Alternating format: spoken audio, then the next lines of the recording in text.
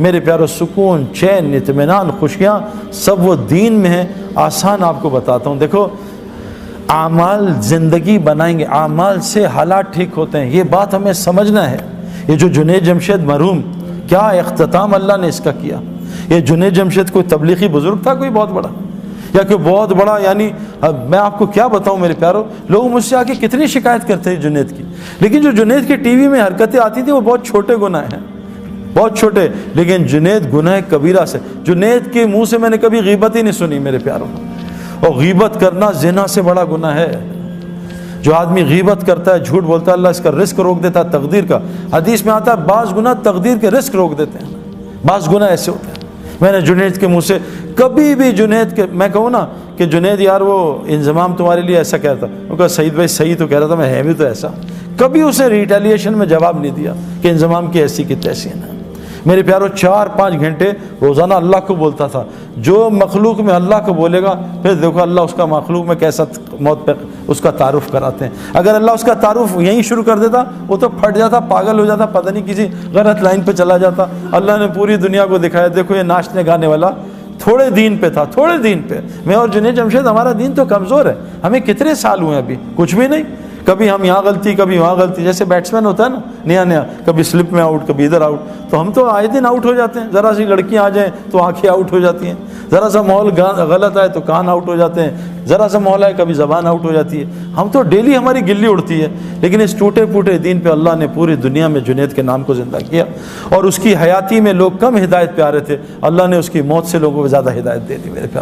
میرے پیارو اعمال سے دنیا بھی بنے گی، اور جنید جمشید کی دنیا ختم نہیں ہوئی۔ میں جنید کو جانتا ہوں 90s سے نا، جنید کیا صرف پاکستانیوں میں جو اردو جانتے ہیں، جنید کو ویسٹ میں مشہور تھوڑی آدمی تھا۔ ہمارا تو انٹرنیشنل سپورٹس ہے، انگلینڈ، آسٹریلیا، ہر جگہ انضمام الحق کا نام بہت زیادہ ہے، کیونکہ انٹرنیشنل سپورٹس ہے نا۔ یہ تو نعت اور یہ گانے جو سب پاکستانی اور جو اردو جانتے ہیں، لیکن میرے پیارے دوستوں، اللہ نے اس کی آخرت بھی بنائی، اور دنیا اللہ نے اس کو وہ عطا کی جو جنید کی سنگنگ میں اس نے خواب بھی نہیں دیکھا تھا۔ 100 سے زیادہ دکانیں تو اس کی پاکستان میں ہیں۔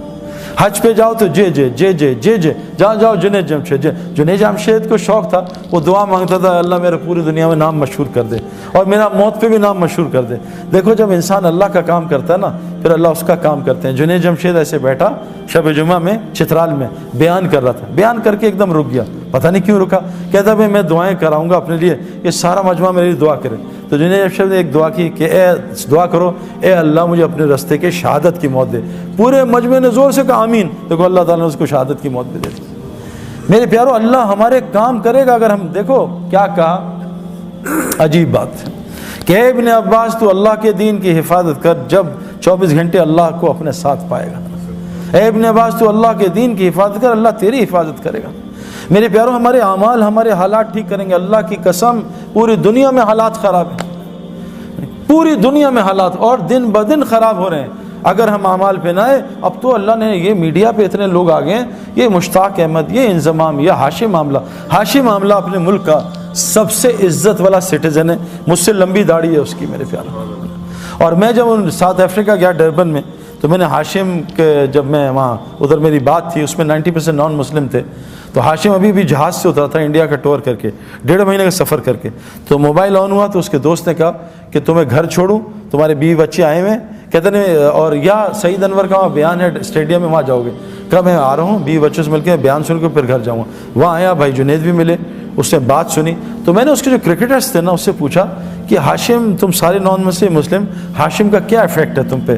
کہتے ہیں یار جب بھی ہم میچ ہارتے ہیں یا ہمیں پریشانی، آؤٹ ہوتے ہیں یا گندا کھیلتے ہیں، ہم ہاشم نا یہ نماز پڑھتا ہے، قرآن پڑھتا ہے، ہم اس کے چہرے کو دیکھتے ہیں، اس کے چہرے کو دیکھ کے ہمیں اتنا سکون ملتا ہے، ہم سوچتے ہیں اس کے اندر کتنا سکون ہوا ہے۔ ہم سکون کے لیے تو سب کچھ کر رہے ہیں۔ او بھائی مسجد، مچھلی کا سکون پانی میں ہے، مسلمان کا سکون مسجد میں ہے، یہ کہاں باہر تلاش کر رہے ہیں؟ وہ عارضی سکون، ٹیمپرری، نشہ کیا ٹیمپرری سکون، پھر پریشانی، دوائی کھائی نیند کی ٹیمپرری سکون، پھر پریشانی، یہ سب آرٹیفیشل ہے۔